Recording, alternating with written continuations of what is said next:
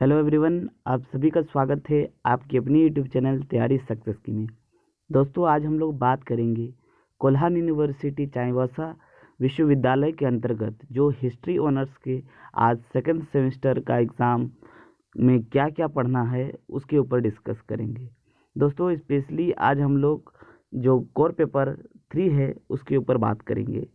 सिर्फ और सिर्फ आपको जितना वीडियो में बताया जाएगा आप उतना ही पढ़िएगा, आपका रिजल्ट 100% होगा। ठीक है, और ज़्यादा पढ़ने का कोई आवश्यकता नहीं, बस ज्ञान के लिए आप पढ़ सकते हैं। लेकिन अगर आप मेरे द्वारा बताया गया टॉपिक ही करेंगे तो आपका बहुत शानदार रिजल्ट हो जाएगा।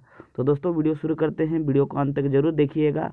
अगर पहली बार इस चैनल पर आए हैं तो प्लीज़ चैनल को सब्सक्राइब कर लीजिएगा ताकि आपको बहुत ही इंटरेस्टिंग वीडियो मिल सके। ठीक है, तो चलिए शुरू करते हैं। तो दोस्तों, आज हम लोग सिलेबस डिस्कस करेंगे और एक्सपेक्टेड क्वेश्चन भी डिस्कस करेंगे। ठीक है, और आज का जो टॉपिक है उसको ध्यान रखते हुए हम लोग आज पूरा वीडियो है, आज का वीडियो पूरा।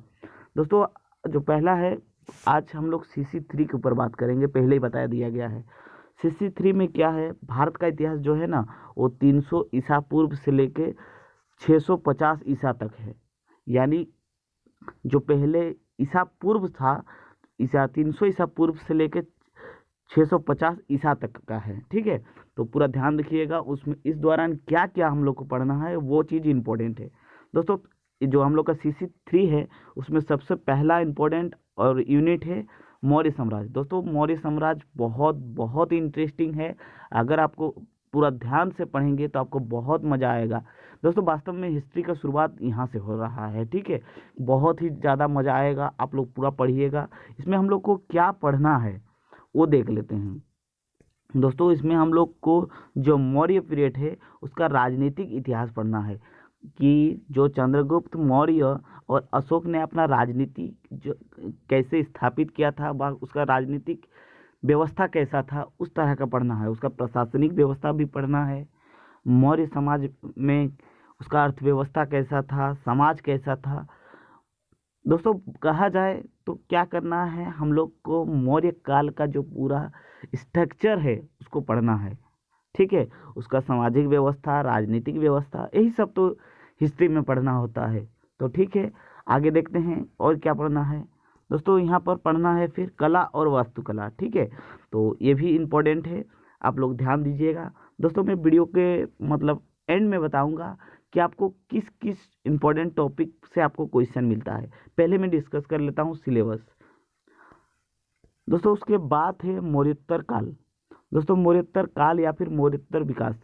मौर्योत्तर का मतलब क्या होता है, मतलब जो साम्राज्य था उसका जब पतन हो गया उसके बाद भारत में कौन सा साम्राज्य आया, वह कौन कौन सा शासकों ने शासन किया, उसी को कहते हैं मौर्योत्तर काल। ठीक है, तो वो आप लोग सभी जानते हैं कि मौर्य काल के बाद बहुत सारे विदेशी आक्रामणताओं ने भारत पे आक्रमण किया, स्पेशली विक्टेरियन, यूनान, सिथियन और कुषाण। ठीक है, तो इन सभी ने भारत पर आक्रमण किया। लूटपाट ही मेन लोग का कारण था। लेकिन जब भारत आए तो यहाँ का जो संस्कृति, कल्चर, समाज व्यवस्था को देखा तो लोग नहीं गए, यहीं रह गए और भारत पे शासन किया। तो ये लोग में भी हम लोग को देखना है, पढ़ना है, स्पेशली कुषाण को पढ़ना है, बहुत ही ज़्यादा इम्पोर्टेंट है। ठीक है, तो उसमें भी हम लोग को क्या पढ़ना है, सामाजिक, आर्थिक, राजनीतिक और सांस्कृतिक विकास। ठीक है, और उसके बाद दोस्तों वेरी वेरी इंपॉर्टेंट है, याद रखिएगा, संगम युग। दोस्तों, संगम युग क्या है और किस तरह से हम लोग को पढ़ना है वो भी मैं वीडियो आपको प्रोवाइड कराऊंगा। बहुत ही ज़्यादा इंपॉर्टेंट है और दोस्तों ये एग्ज़ाम में हर बार पूछा जाता है। ठीक है, तो संगम एज भी हम लोग को पढ़ना है, उसका सामाजिक व्यवस्था, भाषा व साहित्य। उसके बाद हम लोग का जो यूनिट 3 है CC3 में ही, तो उसमें क्या है, गुप्ता काल। दोस्तों, गुप्ता काल भारतीय जो इतिहास है उसका स्वर्ण काल कहा जाता है। वो बहुत ही मतलब पूरा सर्जित था, मतलब पूरा निर्मित, एकदम वेल्ट, एकदम पूरा बना हुआ समाज था। तो उसमें भी हम लोग को क्या पढ़ना है, राजनीतिक इतिहास, राज्य का प्रशासनिक संस्थान, किस तरह का प्रशासनिक व्यवस्था था। तो गुप्ता के बारे में हम लोग को इतना पढ़ना है, सामाजिक कैसा था, वह आर्थिक परिवर्तन कैसा लाया वो लोग, स्पेशली वहाँ के शासकों को भी पढ़ना है, चंद्रगुप्त मौर्य द्वितीय, समुद्रगुप्त, तो इन सभी राजाओं को भी पढ़ना है। उसके बाद हम लोग गुप्ता काल में देखेंगे उसका जो कला संस्कृति, ठीक है, साहित्य, चित्रकला, मूर्तिकला, वास्तुकला, इन सभी को भी हम लोग पढ़ेंगे इस मतलब ये में यूनिट में। उसके बाद दोस्तों वो लोग का भी एक टाइम ऐसा आया कि वो लोग का भी पतन हो गया, तो उसके बाद का जो भारत है वो किस तरह किन शासकों ने शासन किया, उसके बाद मौखरी, बकाटक, चालुक्य और बाद का गुप्त, मतलब गुप्त वंश में भी ऐसा टाइम आया कि वो लोग का भी पतन होना स्टार्ट हो गया था। उसके बाद भारत में कौन से शासकों ने शासन किया वो भी हम लोग को पढ़ना है, ठीक है। उसके बाद दोस्तों ये वाला हो जाएगा गुप्तोत्तर काल। तो दोस्तों गुप्तोत्तर काल में हम लोग को पढ़ना है हर्षवर्धन। दोस्तों वेरी वेरी इंपॉर्टेंट, ठीक है, वेरी वेरी इंपॉर्टेंट है। उसका क्या करना है, जो हर्षवर्धन का राजनीतिक व्यवस्था है और प्रशासनिक व्यवस्था वेरी वेरी इंपॉर्टेंट है, ठीक है। तो उसमें भी हम लोग को ये देखना है। उसके बाद दोस्तों हम लोग को देखना है चालुक्य व पल्लव का राजनीतिक, सामाजिक व आर्थिक व्यवस्था, ठीक है। तो ये हो गया हम लोग का सिलेबस। दोस्तों अब मैं बताता हूँ आपको क्या क्या पढ़ना है, ठीक है। बस आप उसमें ज़्यादा फोकस रहिएगा, आपको आराम से आपका एग्ज़ाम क्वालिफाई हो जाएगा। तो ठीक है, ध्यान से देखिएगा, ठीक है। तो दोस्तों अगर आप लोग लाइक नहीं किए हैं तो प्लीज़ एक लाइक पहले जल्दी कर दीजिए, ठीक है। और चैनल पे नए हैं तो प्लीज़ चैनल को सब्सक्राइब कर लीजिए। और अगर आपको इस टॉपिक के ऊपर पूरा लेक्चर चाहिए एक एक तो वो भी कमेंट बॉक्स में कीजिएगा। ज़्यादा अगर कमेंट आता है तो मैं ज़रूर प्रोवाइड कराऊंगा, और एक दो को कमेंट आता है तो मैं प्रोवाइड नहीं कर सकता हूँ, ठीक है। तो ठीक है, मौर्य साम्राज्य में आपको क्या स्पेशली पढ़ना है, तो दोस्तों मौर्य साम्राज्य में आपको पढ़ना है कि जो चंद्रगुप्त मौर्य है वो शासक के रूप में उसका क्या उपलब्धि था, वो पढ़ना है। उन्होंने किस तरह के संकटों से मतलब भारत को एक संगठित राज्य बनाया, राज्य का मीन्स हो गया दोस्तों एक राष्ट्र, ठीक है। तो उसके बाद अशोक का जीवनी आपको इम्पोर्टेंट है, चंद्रगुप्त मौर्य का जीवनी इम्पोर्टेंट है। दोस्तों हर साल मौर्य साम्राज्य से प्रशासनिक व्यवस्था जरूर पूछा जाता है कि मौर्य काल का प्रशासनिक व्यवस्था कैसा था। दोस्तों अगर आपको किसी पर्टिकुलर राजा के बारे में पूछा जाए कि चंद्रगुप्त मौर्य का प्रशासनिक व्यवस्था कैसा है, तो सिर्फ चंद्रगुप्त मौर्य का ही लिखना है। और अगर लिखे कि मौर्य काल का प्रशासनिक व्यवस्था कैसा था, तो फिर आपको चंद्रगुप्त मौर्य, बिंदुसार, अशोक सब का लिखना है, ठीक है।